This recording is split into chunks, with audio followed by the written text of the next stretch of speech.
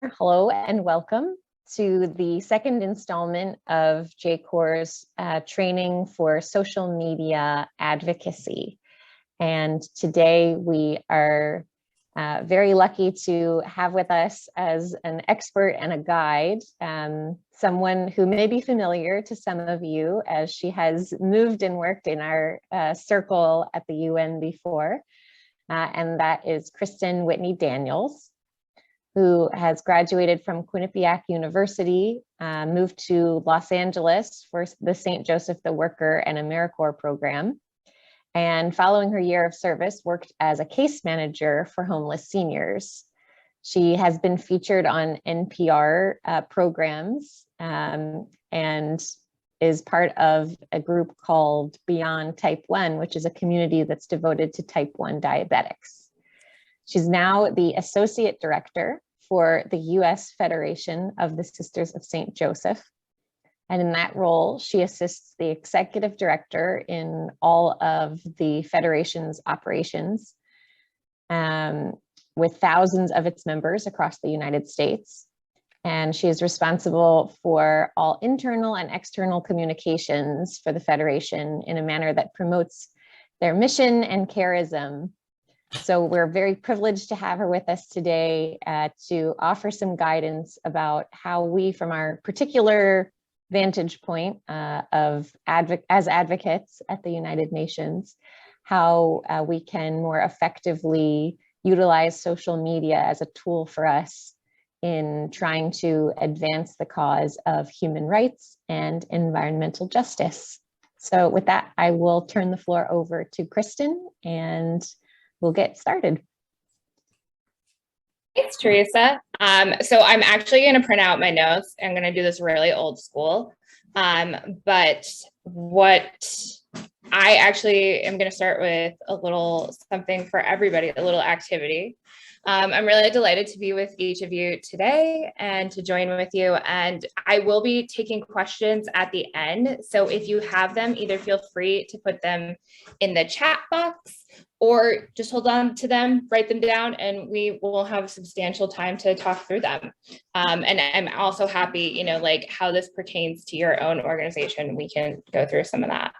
So today, I actually wanted to start with a check-in to see how everybody is gauging in social media. Like, how are you feeling today?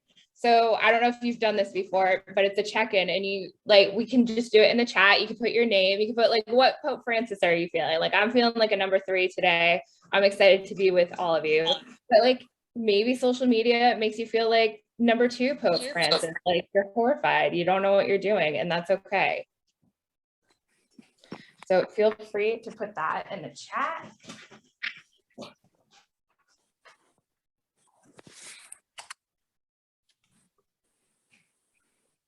Number 7, I love, all the Pope Francises that I could find were like him holding up his thumb. And I was like, Pope Francis, we need more than that. We're lucky. He makes a lot of interesting faces.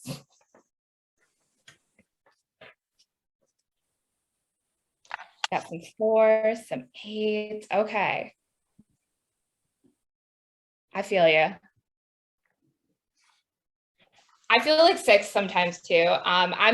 When I'm taking comments from people, I'm definitely a number 5 when we're on social media sometimes. So I also get that. All right. Thank you for engaging, and we'll check in again if you're feeling like more like a number 5 or a number 2, and we need to get through some of those questions. We can. So like Teresa said, my name is Kristen Whitney Daniels. What I wanted to start off with a story. So I have been around the United Nations. And I actually started off studying the United Nations in college. I was really lucky to be able to work on the Human Rights Declaration. We had an entire course of it. And I was always enthralled by it. I always loved learning about the UN, its mission, and I just totally, wholly believed in it. But, as time goes on, you kind of go, okay, there's not, like a lot of mechanisms here to hold people accountable. What's the point? So in April 2018, right as I was hired as the associate director for the Federation of the Sisters of St. Joseph, and right when I started working with the congregations of St. Joseph UNNGO, I was taken to the UN, and it was kind of what I would call a life-changing experience for me. I remember taking the elevators down to the main hall and to where all the conferences are in the cafe. And I remember the doors opening, and I remember just hearing a cacophony of languages, people of all different colors, people wearing clothes from their different countries. And I remember thinking to myself, this is why the UN is important. There is no other place in the world where you will find all these people sitting here waiting in line for a very expensive cappuccino or for a very expensive coffee. And just like, it was so normal. And I tell this story because I think these are the stories that are really important to each of us and really important to keep in mind as we go through social media, because social media is storytelling. Essentially, it is a way to tell a story. And there are so many people that won't have that experience, that won't be able to be at the UN with you, that won't be able to be in some of these meetings, but you have the opportunity to bring them along with you, to show them why your work is really important and why you love your jobs. I'm assuming everyone loves their jobs, because I know that I love every second of being at the UN. But I want you to think of your own story. Think of why you're in your own work. Think about why you love doing what you do. And to remember that as we're going through some of these slides. Some of the other things that you'll see is that I am also a national healthcare and diabetes advocate. I've been working with T1 International since 2019. I was lucky enough to attend the State of the Union with Connecticut Representative Rosa DeLauro. I'm based in Connecticut. I'm also the chapter leader there, and I've had a lot of amazing opportunities through that sense of advocacy. So you'll see that sprinkled in throughout the presentation, because that's just as much a part of me as my work for the sisters. And I guess the last one is my qualifying statement of why I can come here and talk about this. So I am in charge of communications for the Federation, but I also was the 2016-2017 NCR Berthelsen editorial intern, and continue to freelance report after that, really cultivating a beat on capital punishment and the death penalty and criminal justice, but also working on a variety of issues.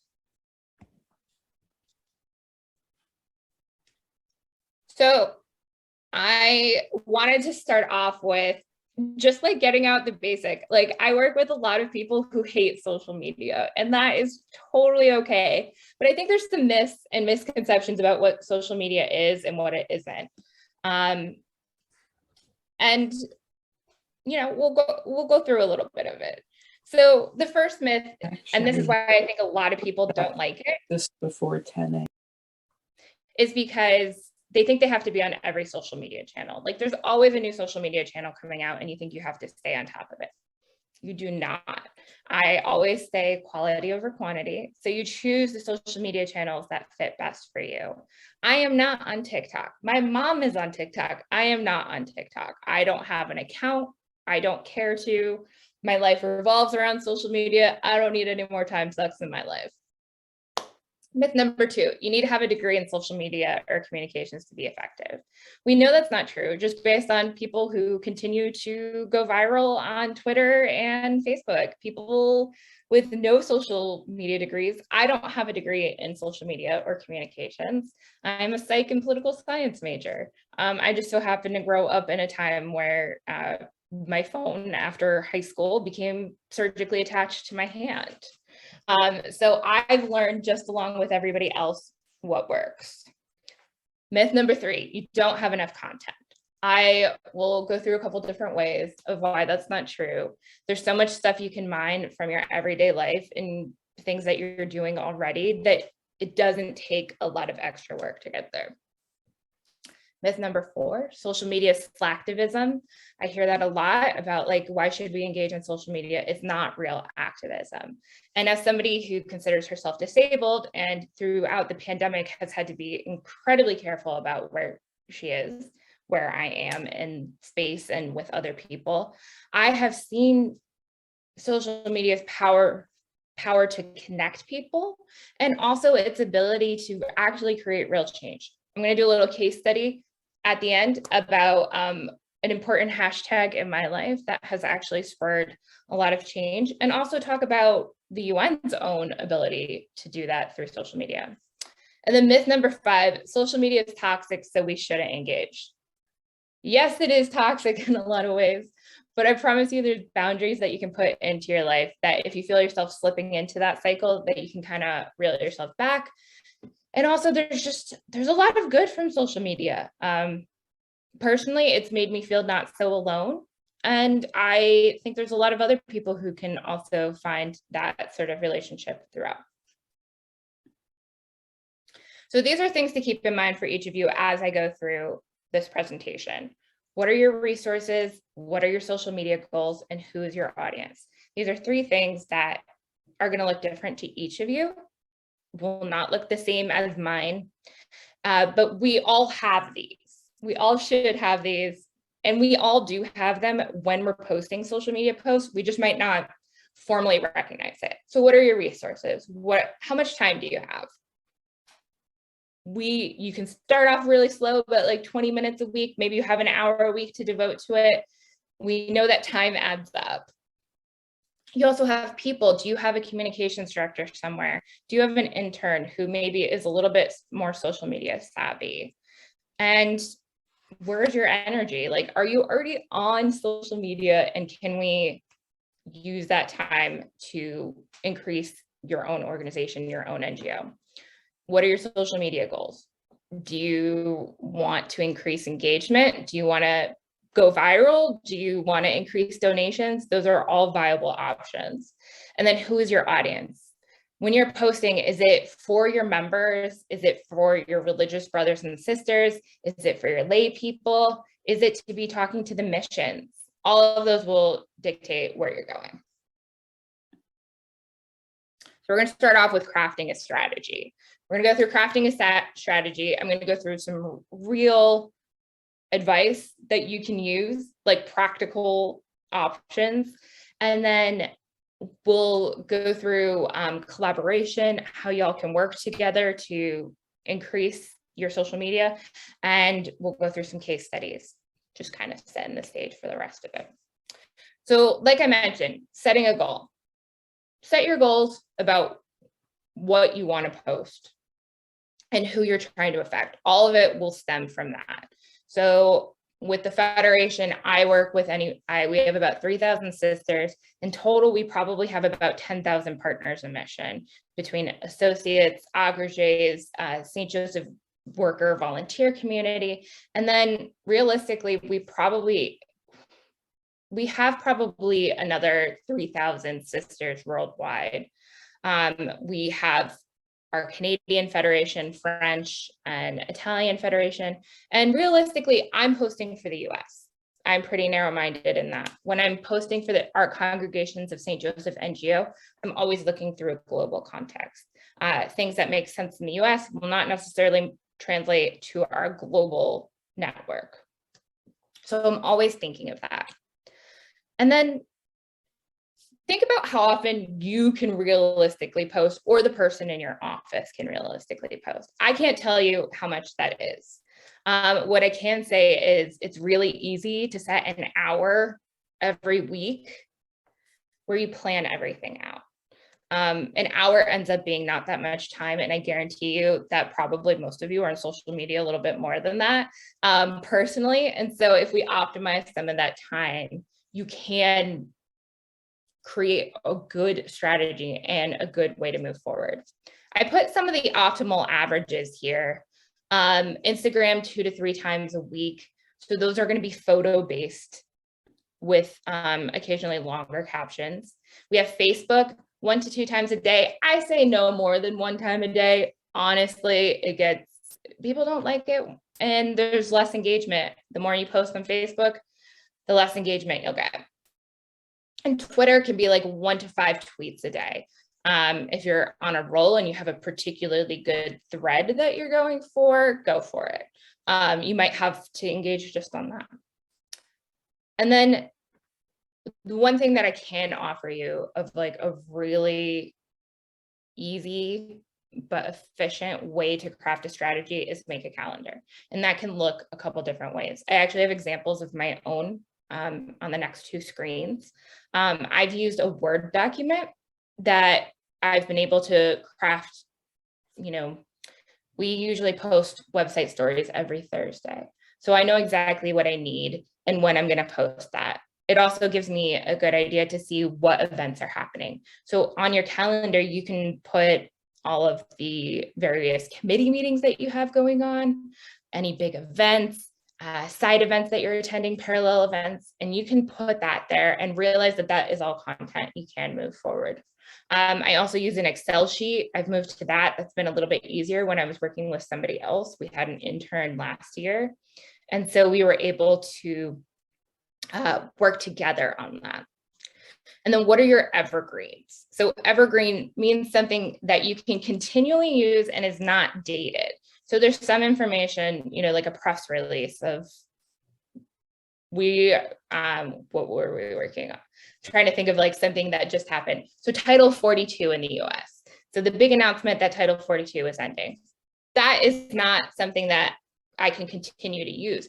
However, I can continue to use our corporate voice statements that have continued use about immigration. So I can say, oh, this is the current event that's happening. It has to do with immigration. Remember that the Federation said that we support all immigrants as our dear brothers and sisters in Christ, and we will continue to support their asylum claims.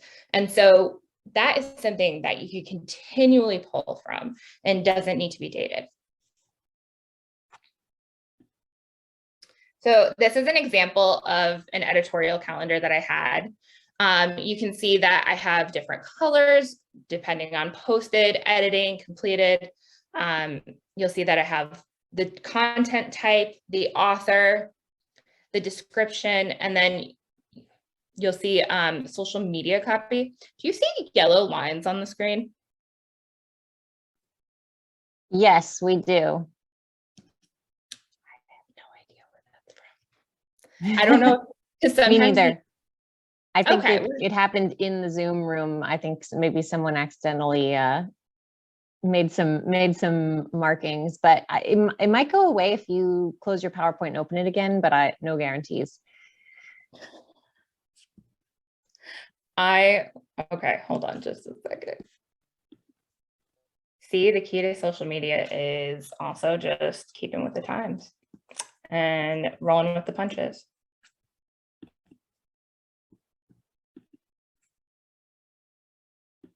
Okay, that looks good.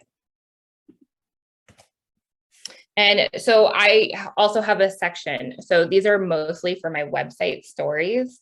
I put in social media copy. So that basically means what can I post on social media that is a couple sentences and that's quick. And then I will have another another column for my links so that everything is super easy and organized for me to go and grab.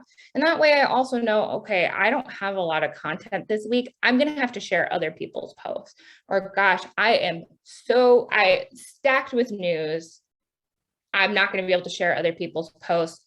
If they have something important, I'll share it next week when I'm less loaded with material. And then this is a simple document that I originally started using.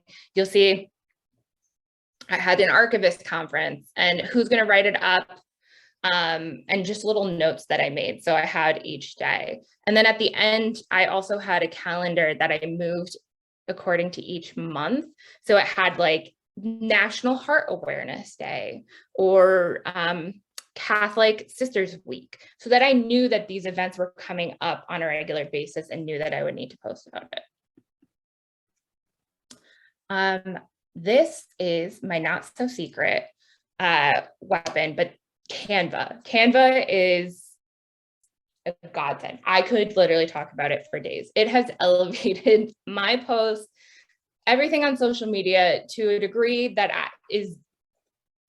I don't know, like people think I'm a lot better graphic designer than I am. I have no experience in graphic design at all, but this will make you seem like you're a graphic designer, like you have your degree in social media. It's amazing. So if you're not on Canva, there is a free version. I use the paid version. The paid version is worth its weight in gold to me because I have access to stock images. So stock images are actually quite expensive. I should make a little pitch right now that to make sure when you're posting that you're posting images that you have the credit and the right permissions to be using, because we've gotten into trouble before my time on that. And people will come back and they will look to see if you have some of these images on your website. So that's why we pay for Canva, because you have total ability to use the stock images. And then I saw the comment, yes. So you can get discounts if you're a non-for-profit on there. You'll see, so I just have this up at the top because I wanted to show you the different kind of templates you can use. Posters, flyers, and then every sort of social media story you could want. I use this for everything. If you ever make Facebook events, you can make the covers on there, and it just like instantly adds a little bit of pizzazz to it and makes it seem just a little bit more legit. The other great thing about this is if I make an image in an Instagram post, which is roughly the size of a Facebook post, but I want to change it to Twitter, which is totally different dimensions for it to look effective. You can just go up to the top and you can put change dimensions and it'll adjust it. You usually have to adjust your image a little bit, but you don't have to know the dimensions ahead of time. You don't need to try resizing it. It does it for you. So I cannot talk about that enough. I'm not paid to talk about them either. This is not a sponsored ad. So here's some of the ways to work smarter, not harder. As I said, I'm the associate director. I'm also the director of communications. I also do all of our membership programs, and I also oversee 2 other employees, sometimes an intern, and more committees than I can possibly count. So I'm pulled in way too many directions, as I know all of you are. So here are the tips for you to work smarter, not harder, but to also have an effective way to be on social media and why to engage. So like I mentioned before, I usually set aside my mornings to review all my emails, to go through newsletters, and to post on social media. The beauty of posting on social media is that you can also plan it for later. So if you are in your social media 202 or 201, 301 course, you'll see that there's analytics and you can find out what time works best for you. So Facebook has this new thing, it's called Facebook Meta, and it'll tell you what your optimum times are. You can schedule for your post to go exactly at that time, but that way you don't have to work at 7 p.m. when is the optimum time. You could post these all out on Monday morning at 9 a.m. And I will post the ones that I already know that I need out. So we're planning for a really big event, and I know we have a 2-week notice for our early bird rates. So I know every Monday I'm going to have an alert go out. So I can post that ahead of time. There's stuff that'll come up last minute and things that will happen, so you don't have to schedule every single day out. Also, post to multiple accounts from one source. So Facebook and Instagram are owned by the same company, now called Meta. So when you go on Facebook and if you use their business suite, if you're a Facebook page, which I highly, highly recommend, if you are posting as an individual account or you are posting as a group, to make a Facebook page. It makes you seem way more legitimate. I will personally, as a millennial, trust you more. And you can also get verified and you can get donations if you submit your proper documentation, and they weren't taking out any charges before. Like you were getting the full amount that people were donating. So highly, highly recommend being a Facebook page. You can also work to be verified on Twitter and Instagram. That's a little bit longer of a process. And you usually, Twitter's is this like this nebulous thing of like, you have to be popular, but also be important. It's weird. I'm like, I'm important. I wouldn't say I'm popular, but I think I'm important to the congregations of St. Joseph. But having like the same image, so making sure your logo is the same on every different social media you use really works to provide more credibility. And I also will know that like when I'm typing in your name to tag you in something, I'll know that it's your account because it's the same logo across, because that can get confusing for a lot of different reasons. So back to posting on Facebook Meta, you can use the same post and it will post on Instagram for you and on Facebook. And you can do your own tags, you can at people, and you can also post to Instagram stories, which if you don't know what that is, it's like this 24-hour blip. Facebook also has them. I don't use those as much. I don't think people generally use those as much, but they're little blips for 24 hours. So like if you have a urgent thing, I think people more often now are scrolling through the stories than they are through the post. One thing that is really nifty for me is I have all my work accounts on my phone. Sometimes that does get annoying, and I will, when I'm on vacation, I will take them off so I don't feel compelled to look at them. But if I'm scrolling through the day, I'm usually not scrolling on my desktop. I'm scrolling on my phone like I'm waiting for a doctor's appointment and I'm waiting for something else. During that time, if you find an interesting article, if you're already scrolling on your account, you could just retweet it or like it or share it. And so you're already maximizing the time that you're already on there. So it's really like just a simple switch. The other thing that I highly recommend using, and this will also help with boundaries if you can find yourself getting like sucked into Twitter, using Twitter lists or hashtags to find relevant content. So you'll see right here, I have the image and I pointed out some arrows. So you'll see this is my account. If you'll see the list tab. So you'll see the pinned list. These are the lists that are important to me and that I will get information on. So when you're scrolling on your home screen on your phone, it'll say home, and then I'll have the World Health Organization, people living with diabetes, and then Ukraine list. And if I click each of those lists, I'll see the people. Those are lists that I don't own, but I'll see the people who are already in there.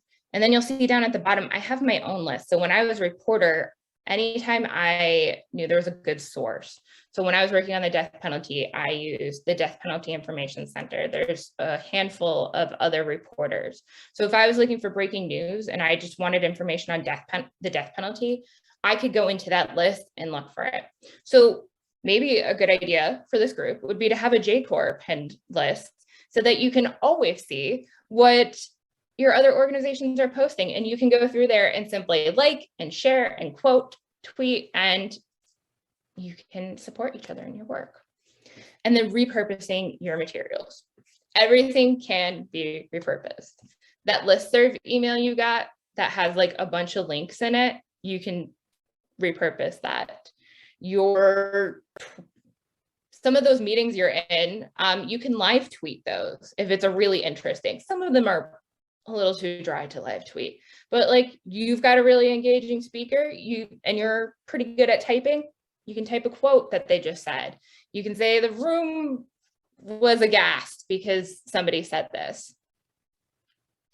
There's so many emails that I look at on a daily basis that I literally go, this isn't really that relevant, but I'm going to post this so that I have content.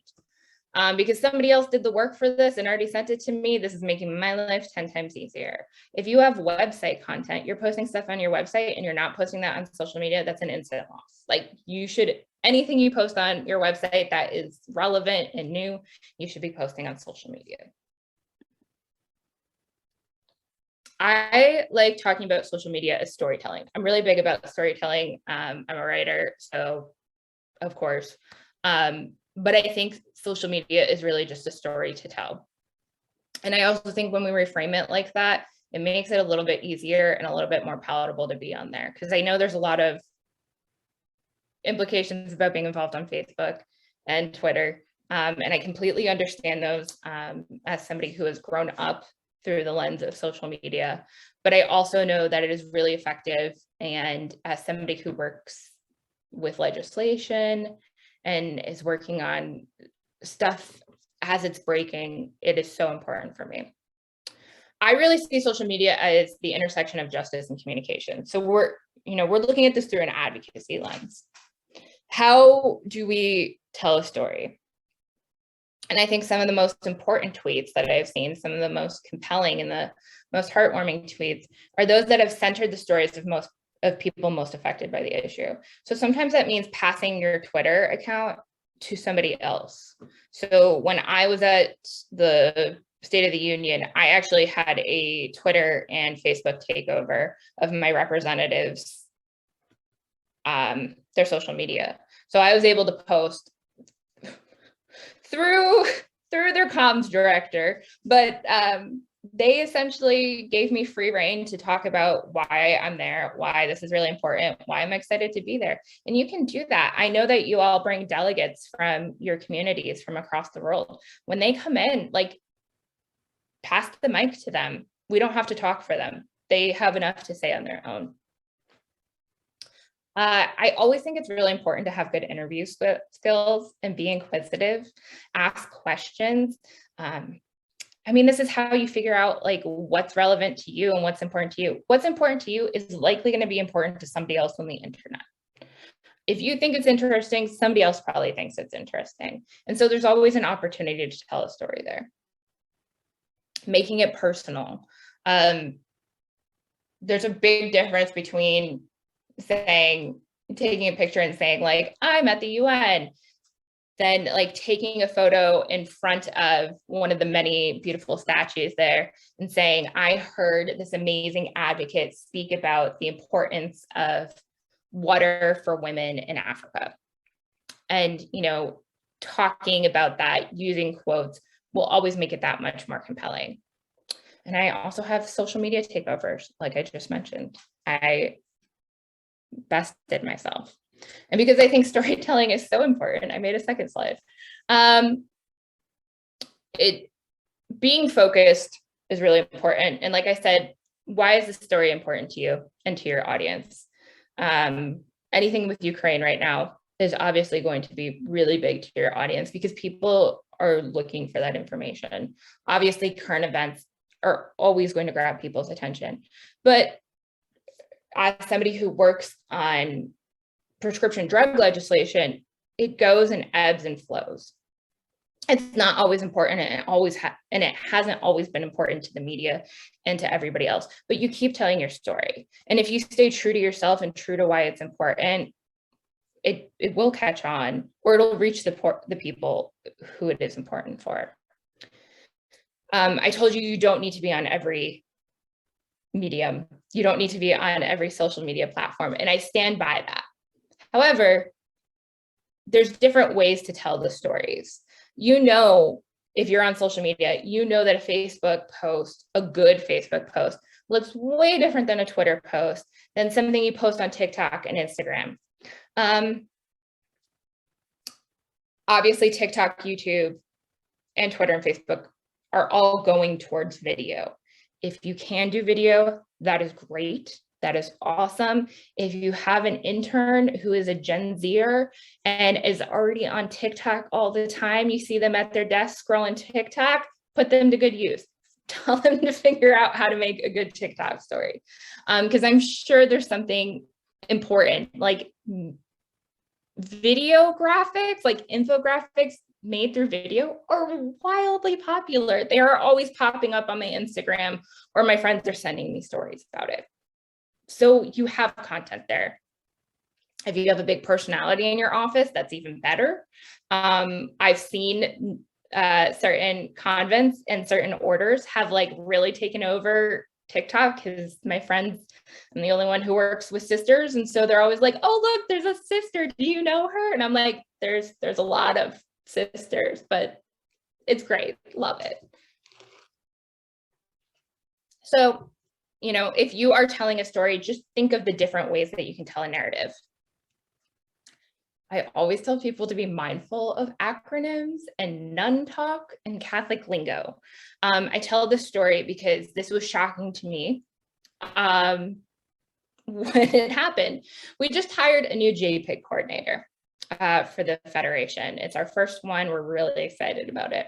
I sent out an email, and I'm usually pretty good about this, not to toot my own horn, but I usually try to remember to spell out acronyms. This time, I just used JPIG coordinator. I was typing an email fast. And I had sisters, yes, religious sisters, ask me, what does JPIG stand for? We don't know. And I went, that's a teachable moment and a learning moment for me, that people didn't know it meant justice, peace, and integrity of creation. I figured everybody did. But if sisters don't know, then the lay people sure as heck don't know. So that was a good reminder point for me. Charism. When I first learned about the sisters and became a part of the St. Joseph worker community, I had no idea what charism meant. If somebody went, it's like a mission for sisters, like a calling, that would have been great. But a lot of times they explained it in more nun talk, and I just got way more confused. It took me a very long time to understand what charism is. So now I don't use that word very much because it makes, when you're reading something and there's an inaccessible word, your brain kind of shuts off. And we know the UN has a bajillion acronyms. So if you're thinking about your audience and you're talking to one, you really want to grab the attention of the missions, using JCoR might be acceptable, or using CSACD would be totally fine. They would know exactly what you're talking about. But if you're trying to talk to your lay people or one of your missions and grassroots organizations, CSACD probably means nothing to them. And also, why did you suddenly minimize O and C? You've got some capital letters, some lowercase letters, very confusing when I first joined. And yeah, it just becomes second nature. So sometimes you gotta step back a little bit. And ultimately, when we're thinking about storytelling, you want your communications and justice work to spur whatever audience you're targeting into action. Whether that's to learn more, whether that's to donate, whether that's to call your legislator or email your mission. You want to leave people with an action, especially when you're telling a tough story. If you're telling a tough story and you just end on a depressing note, people will also be depressed and also feel like they can't do anything. The situation is untenable. There's nothing that can change. So I always say, always end with a call to action. You probably do this when you're talking to your missions. You always end with a call to action, and you should do the same with your social media, especially in the situation of storytelling. I mean, there's times when you're like, hey, I'm at the UN, photo. Hey, I'm in this country, photo. You don't need to, nobody's gonna probably hop on a plane and join you in India. But when you're talking about these kind of important stories, let people be involved.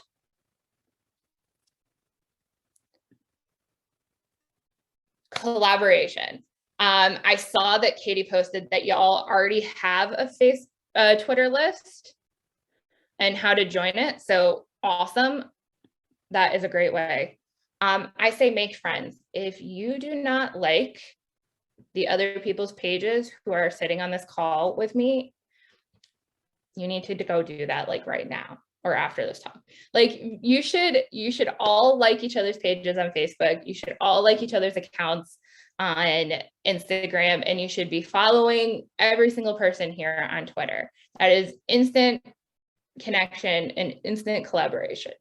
There's no reason why you shouldn't. I mean, unless there's some sort of feud, but we're not gonna get into that. So just think about the people that you are mutually participating in with.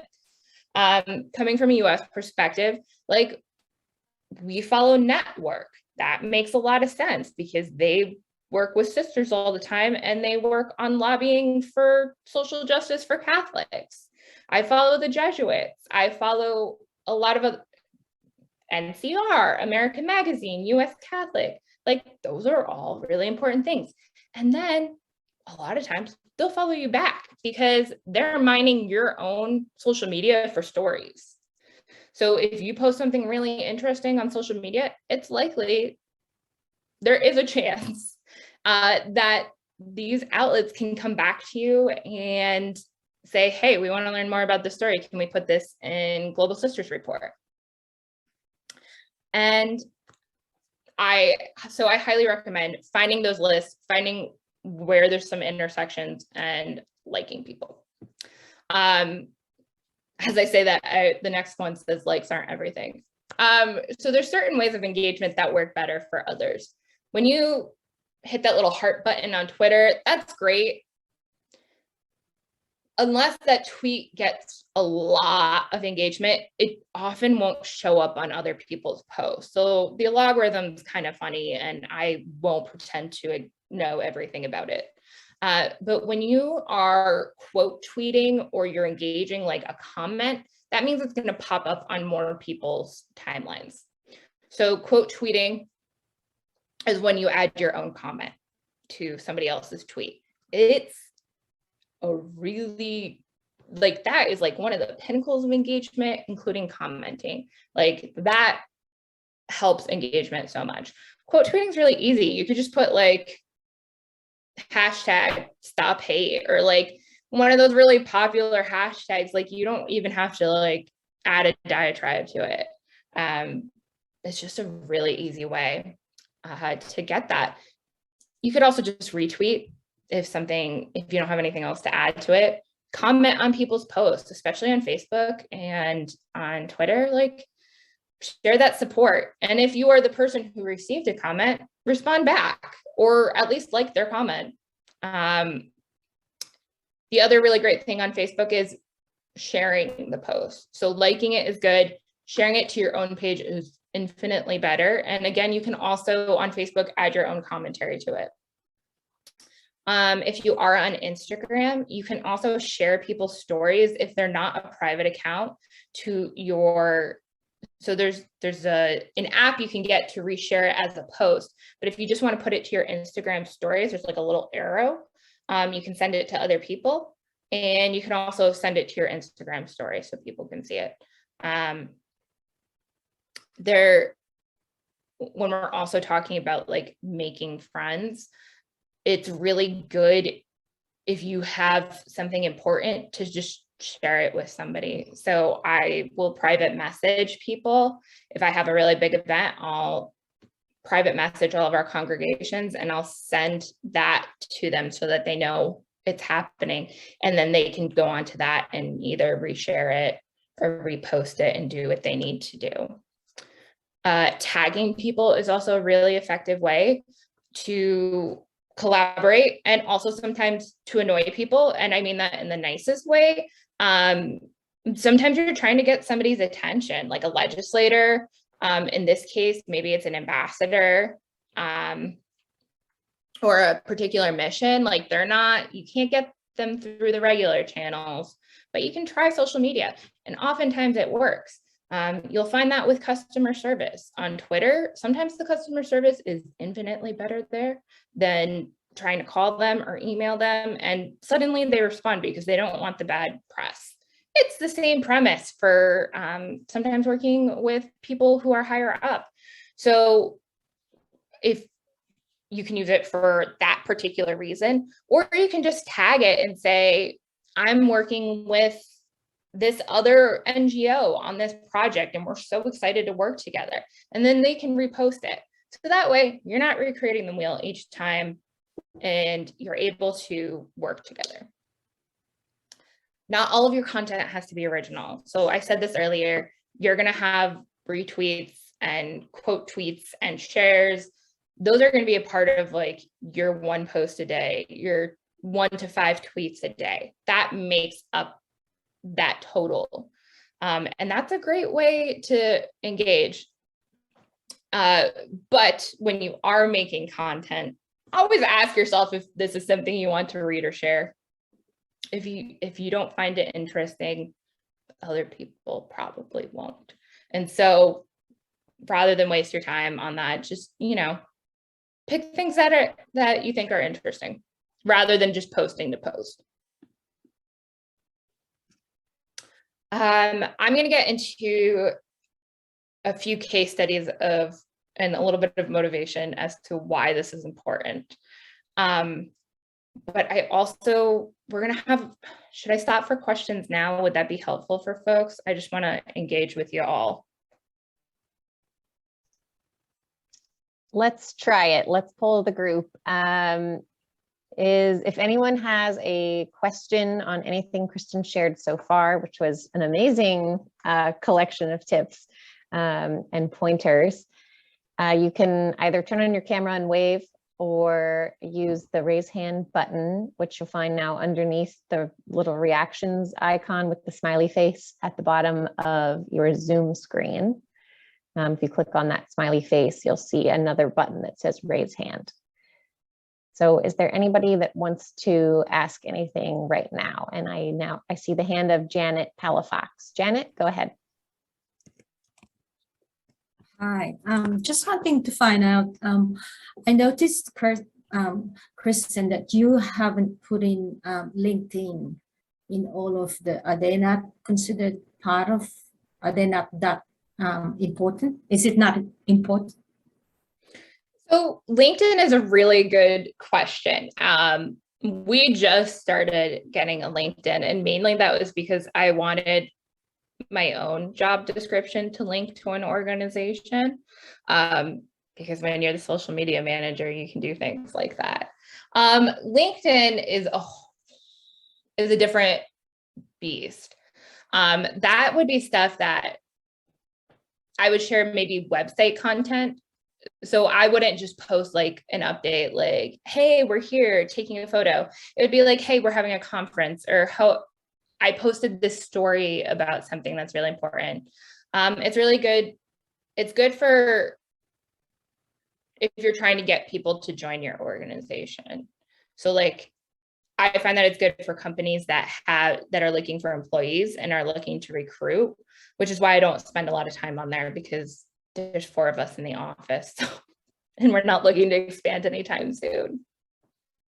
But it can be a good resource if you want to expand there.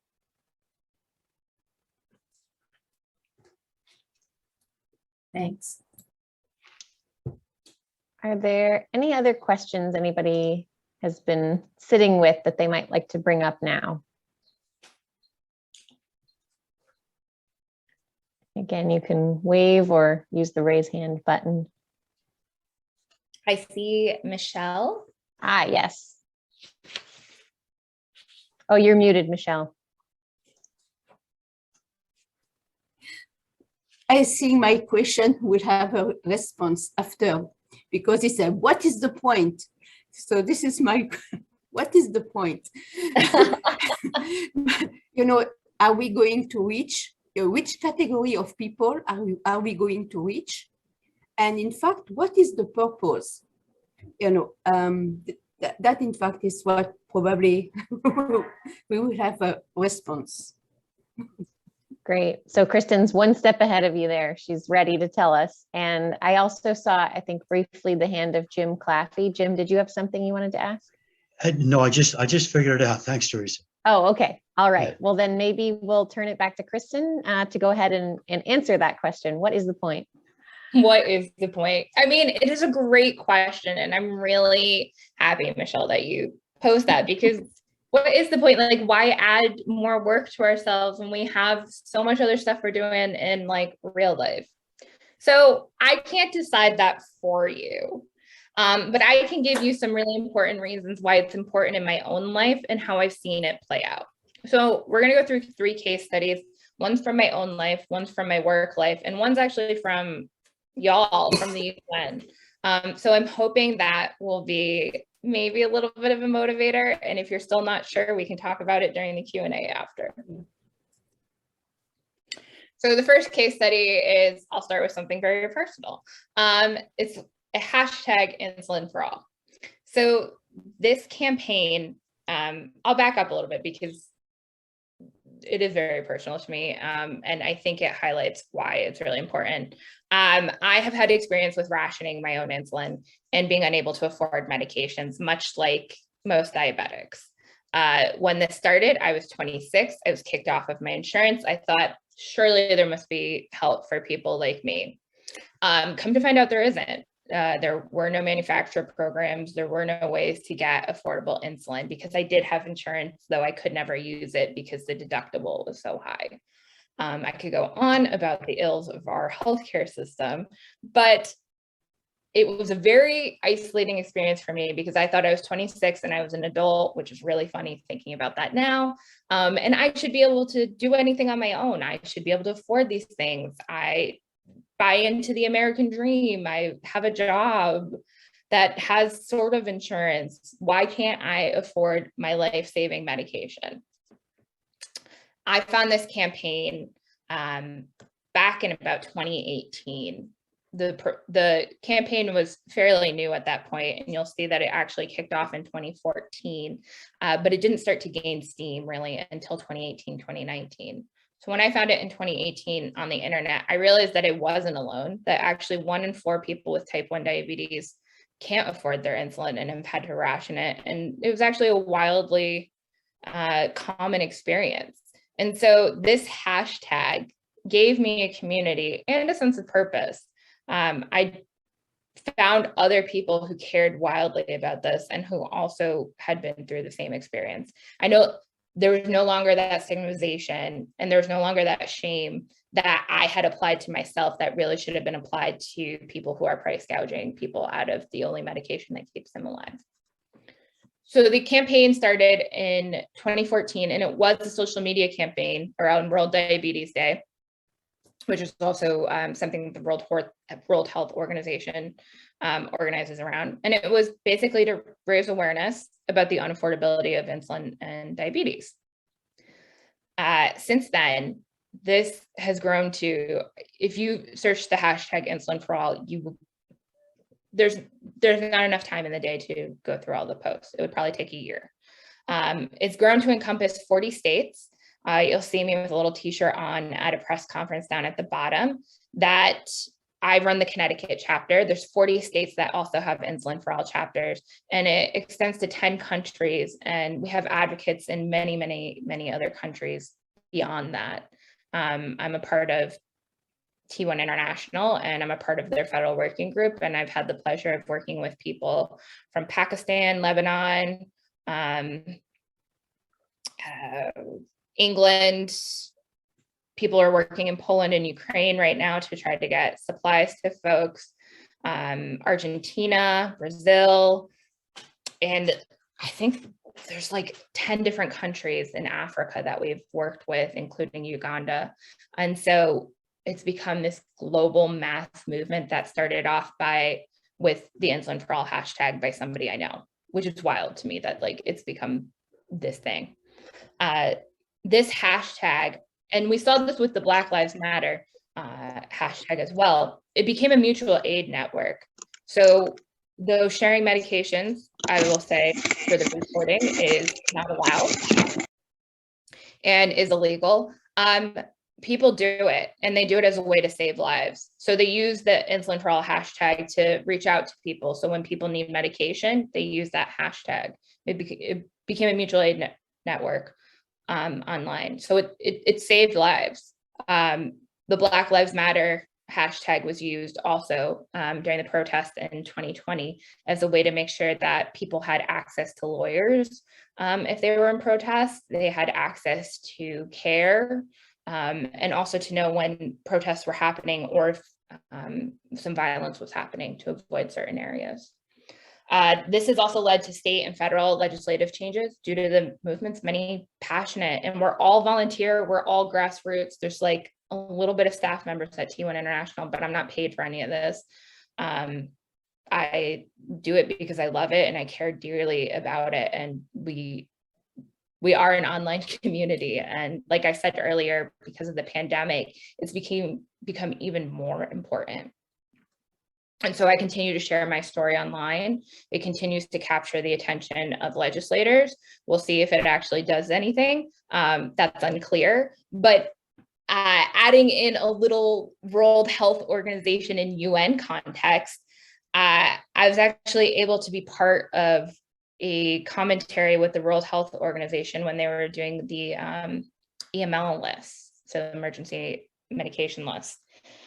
They were trying to add long-acting analog insulins, which aren't on there. And we have heard from people, especially in Lebanon after the explosion there, that they can't access the insulin that they need, and that the refugee camps weren't having it.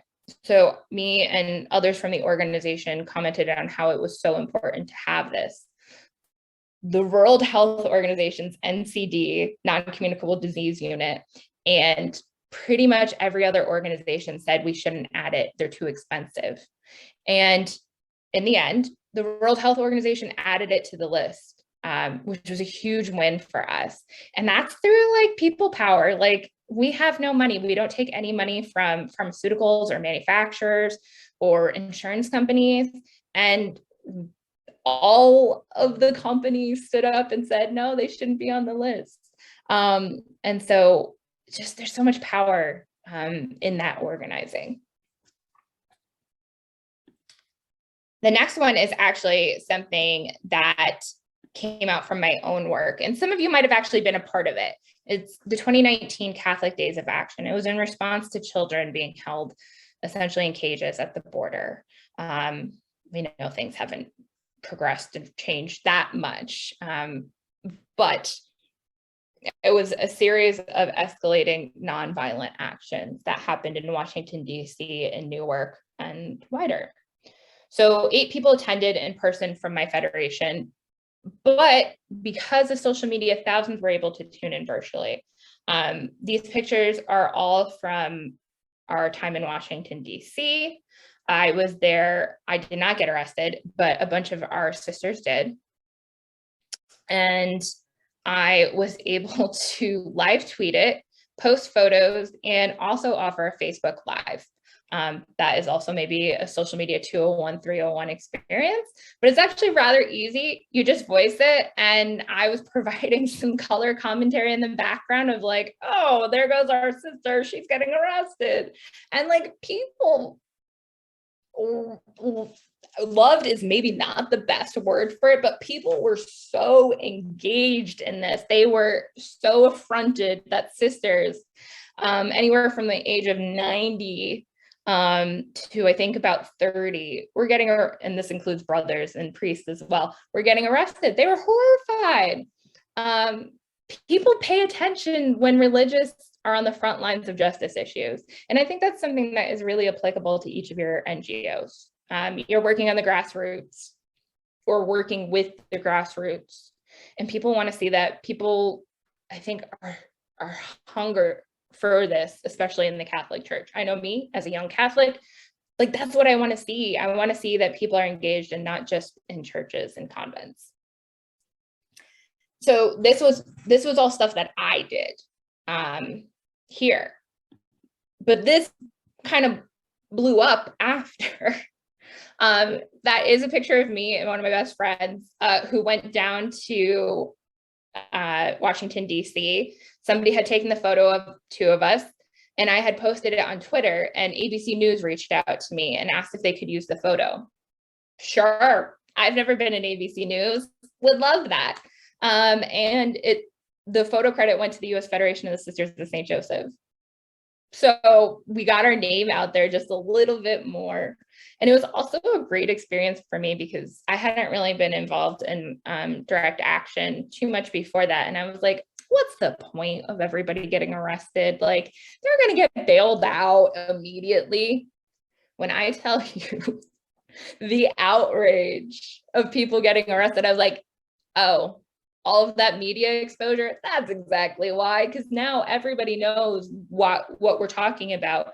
And people who don't care about the Catholic Church were like, how dare you put a 90-year-old in handcuffs? And I was like, they signed up for it, but like, great, I love this energy, let's keep it going. And you'll also see, this was a Facebook Live we did in Newark. I mean, like, people from all over came out to watch us like close down blocks of a city. And then the third one actually applies directly to you all. So if you don't see yourself in the first two case studies, hopefully this one. And Katie, thank you for drawing my attention to this, as well as Teresa. And it's the Face Justice campaign. You all probably actually know more about it than I do. This was really, I really enjoyed learning about this because it really speaks again to the people power. The aim was to draw awareness to the improper disposal of waste in Haiti at the peacekeeping camps. And this was quite some time ago, you know, after the earthquakes and such. And it really became the intersection of communications, Haitian citizens, and representatives at the UN, as well as artwork. And you can kind of see it in the picture there. This hashtag caught on so much that the UN actually they issued an official apology, which I was told is exceedingly rare, and which is really exciting. And also incorporated prevention protocols for the future. So not only did it draw attention and actually get people to say, hey, we're really sorry about it, but it created change for the future. And I think there's something just so wildly powerful about that. And I think it's really important to highlight that in these cases, it was really the people most impacted that were the most important in each of these three case studies. They used Haitian citizens using their own voices, their own images. The whole voice for the voiceless thing, I think we've kind of debunked that as a group, and really, again, passing the mic for the Insulin for All community. We make sure that it's grassroots, patient-led. For one of the pictures in the Catholic Days of Action, you'll see that there's a family who told their own stories. So now it's time for Q&A. I'll stop sharing briefly because I'd like to see y'all's faces. But what questions do you have for me? Michelle, did this answer the why? I think it did. Yeah. Yes, but I had another question at the same time. You know, I think also when you post, you have to think about which category of people are going to be interested, and how you can make these people interesting in what you are presenting. Youth people will be certainly differently interested in a post that a person 60 years old or less, and the interest is different. Yeah. I think there's generally some intersection about what people are interested in. I do agree that there is a little bit of guessing. I think, you know, like looking at the Insulin for All movement, that hashtag launched about 4 or 5 years before it really, really caught ground. And I understand, like, that's such a long time, but it was a movement that eventually gained steam because, you know, the Washington Post, the New York Times started covering the story that previously hadn't caught people's attention. And the right people will find it. And then people who previously didn't care could start caring. I mean, when I tell you, like, people did not care that I had diabetes, like, my friends loved me and cared, but it was kind of like the secondary portion to my life. They had no idea that I had gone through this experience. And now a lot more of them are engaged and educated on it. So sometimes you have to tell people what they're interested in. Yeah, thank you. Can I jump in and add on to that question, Kristen? Do you ever have different kind of lines of strategy, like separate categories of posts that are aimed at, say, one group or one target audience versus another? And is it, you know, do you take the approach of those different groups as integrating your posting in a way that tries to reach both, or do you sometimes have like two totally separate threads happening? So sometimes people do kind of like this A/B testing sort of, that maybe it's part of your entire campaign. Like, I don't think any of us probably have enough time to issue 2 separate campaigns on the same issue, but it could be like this package. So sometimes when I'm doing a website article, I have a bunch of different materials that go out with it. So sometimes if I'm teasing it, like I have photos for Instagram, or I have quotes, and I'll post those different things, usually on all the channels, so that will kind of reach everybody, but not the same thing will be important or will catch the same people's attention. So rather than create like a whole new track for, you know, like younger folks to our older generations, I just try to integrate it as one, but both keeping both audiences in mind. So kind of just diversify the approach of the messaging. Yeah. And honestly, each time you can push somebody back to your website, like I try to always link to a website, because then you're getting additional people on your website. It's another touch that, you know, maybe they'll learn more about something else that has nothing to do with the thing you're talking about. And maybe where you're lacking a call to action item at the end of a post, the action could probably always be learn more at our website or this other website, or, you know, name a resource. Yes. I always am like, learn more about this.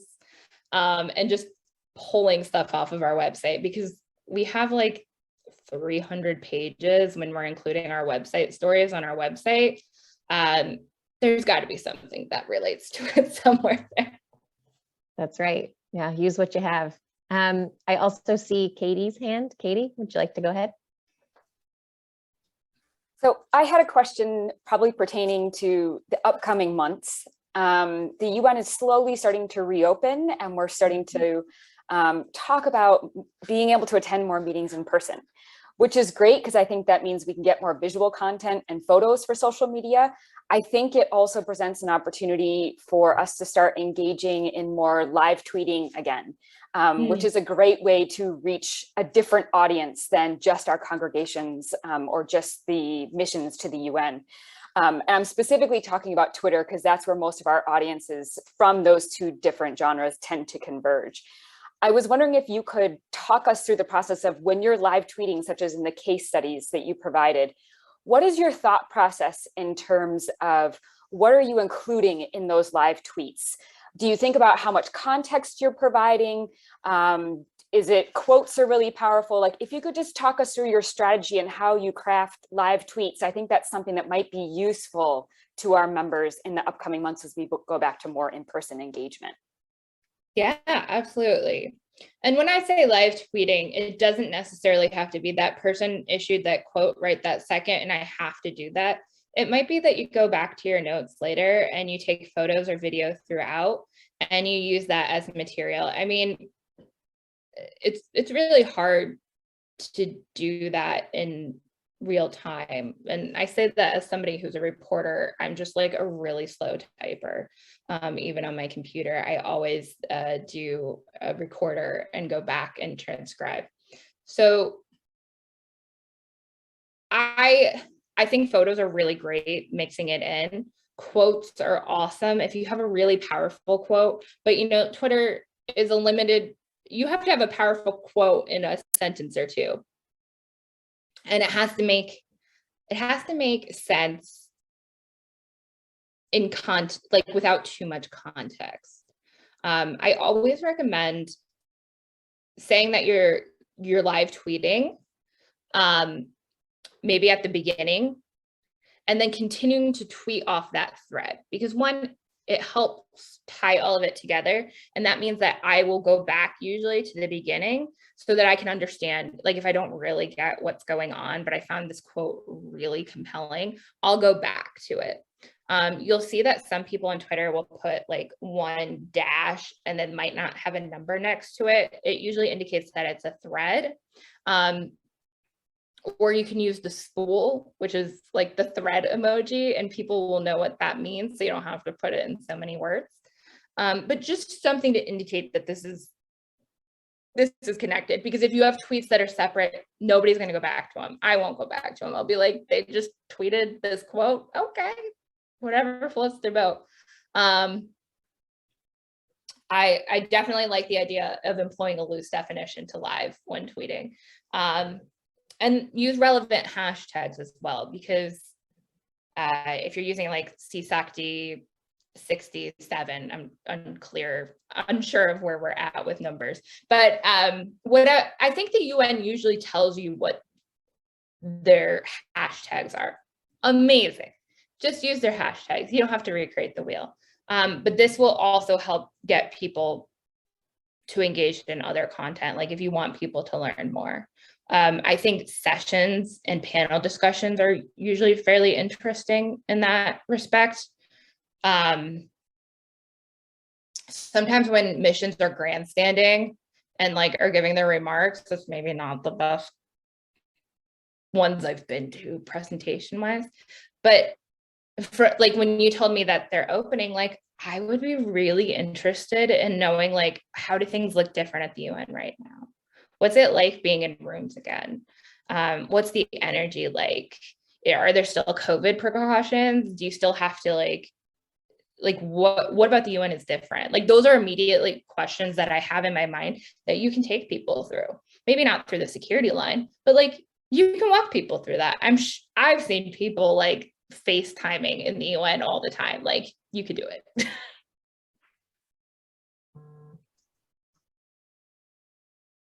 Are there any other questions at the moment anyone wants to bring forward?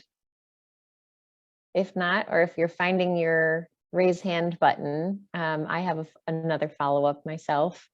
I have been thinking, you know, we often use, there are kind of some almost template type reflection questions that we sometimes use when we're having meetings like this in Zoom rooms to help facilitate some reflection. And I know there's a lot of power if we're able to get enough eyes on what we're posting on social media. There can be a lot of power in facilitating that kind of exchange and make it a space for conversation, especially as one of our, I think all of our main objectives from the UN office standpoint is, as you said, we're looking for ways to pass the microphone, to not necessarily be speaking for people. We do that when necessary, but even better if we can, to allow someone to speak for themselves through the space that we have.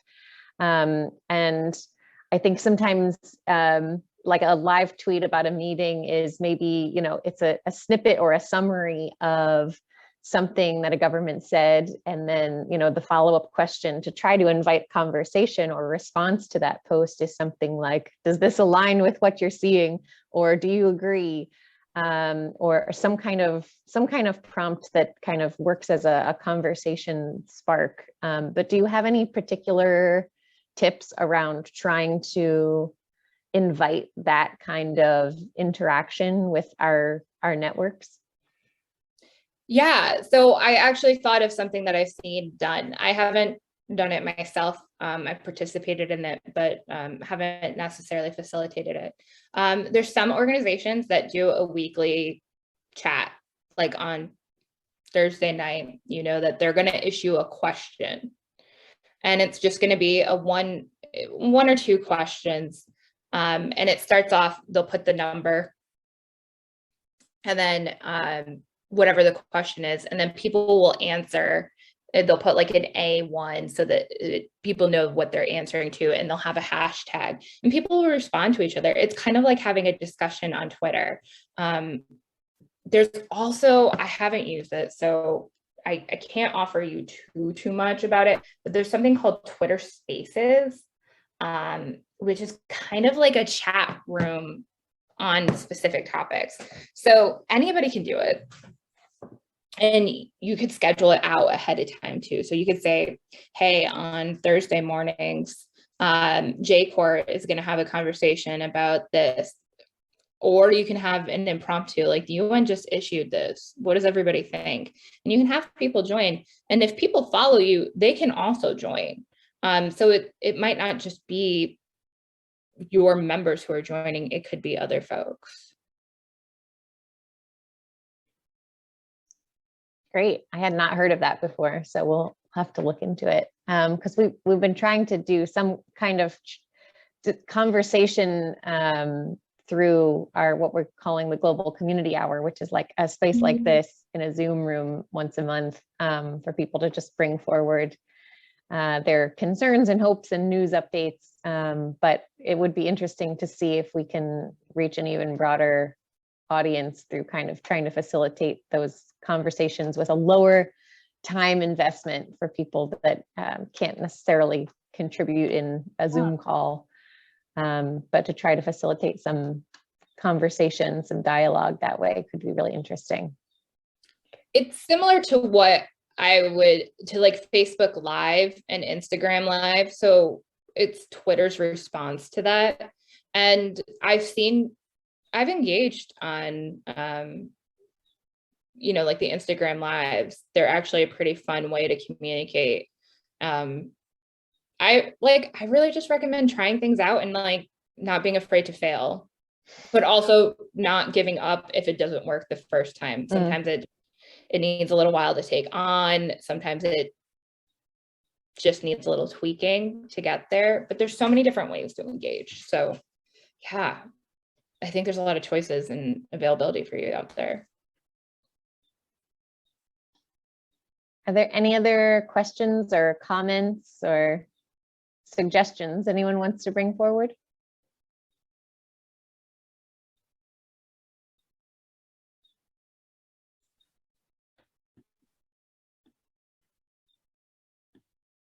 So I'm always happy to answer more, but I wanted to do a final check-in to see how you all are feeling now after the session, which helps me gauge, but also just it's fun. I like looking at these faces.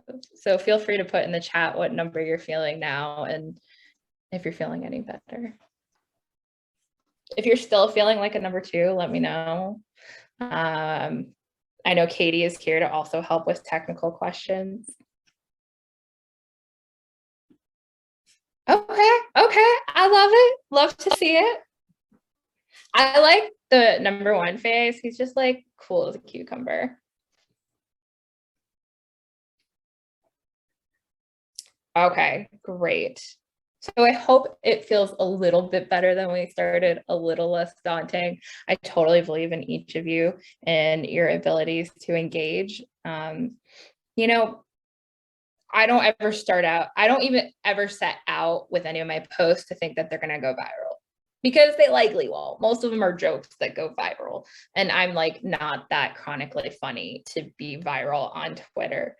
But if you're reaching the right people, if you're reaching your people, you know, like those should be your goals. And if you're doing that, you're doing great. I do have some resources and I can give these slides to Katie and Teresa. I talked about Canva. I know Katie's talked about it too, and just some information. Hootsuite is a really advanced tool.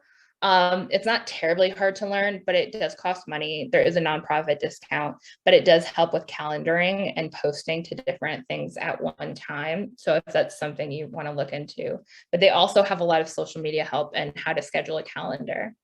And then I just put my email if you ever want to reach out or talk about your organization's content strategy, we could talk more. So thank you, everybody. I really appreciate your thoughtful questions and your willingness to go along for the ride, because I know it's not always easy. I get frustrated too sometimes with social media.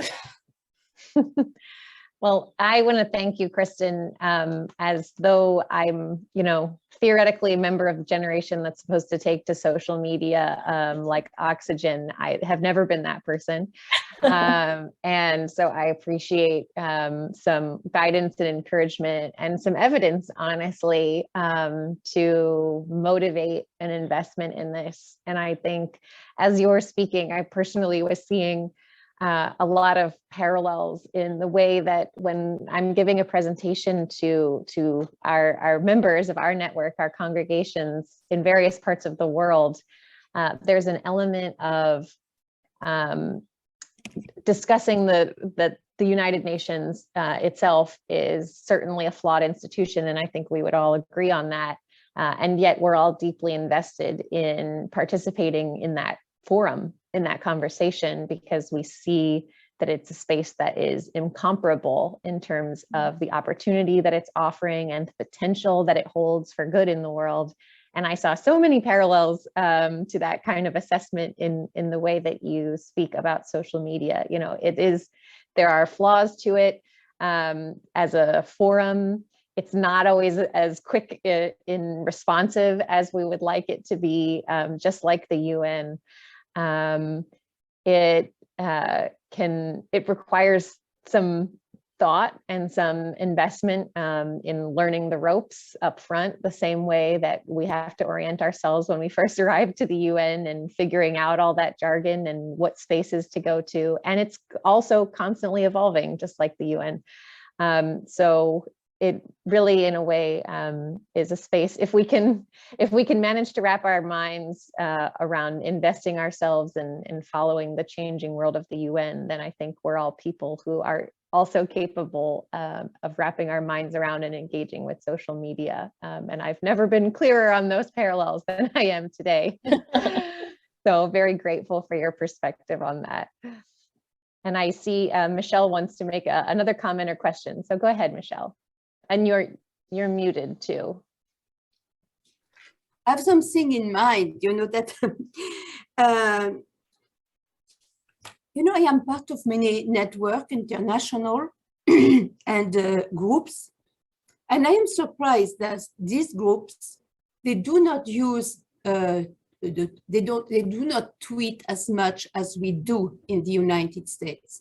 But they are working a lot on the, you know, other platforms, I guess, you know, and but not too much tweet. How do you explain that, Kristen? If it is, you know, we use a lot WhatsApp. Well, it's not, you know, it's, but not tweet. And when I talk to them about tweet, I'm saying, you know, this is before leaving. Suddenly it came in my mind. That's a really good question, and I don't have a ton of answers to that. I do like Twitter because it does have an instant translate option, so it makes things a little bit easier to communicate between different groups. I find that their translation is better than, say, Facebook. I think Facebook is still pretty popular in other countries. It's also sometimes in authoritarian governments, social media is one of the first things to go, and to be really watched in times of really, in bad times. I've seen that Russia, China, some of the other countries have shut down Twitter, particularly because they do use it for mutual aid networks and for communicating around issues. So I don't know if that contributes to some of it in some of the areas, but I actually really want to look up that answer now. Yeah, because, you know, the networks, for example, I am in is on migration, is also human trafficking with Talita Kum in the Vatican, but also, you know, Western Hemispheric Conference with US Catholic Sister Against Human Trafficking. And we are always in touch and posting stuff, you know, other than in tweet, definitely. And WhatsApp is certainly one, you know, we use a lot. Yeah, I've used WhatsApp more for groups, which maybe a WhatsApp group for JCoR about sharing social media content might be great. Not so good for reaching out outside those circles, but definitely has its uses.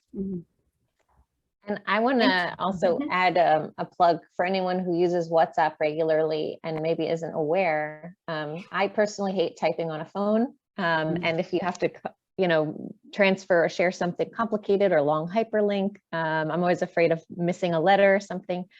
So I really almost always use WhatsApp via my computer rather than a phone. So if anyone's not aware that that's an option, you can link your WhatsApp number to your phone, to your computer. And that makes it a lot easier to, if you want to copy and paste content from social media from one to the other. It's really, really fast and easy to do that and share Thank you for photos, that. videos, all of that. Much easier on the computer, in my opinion.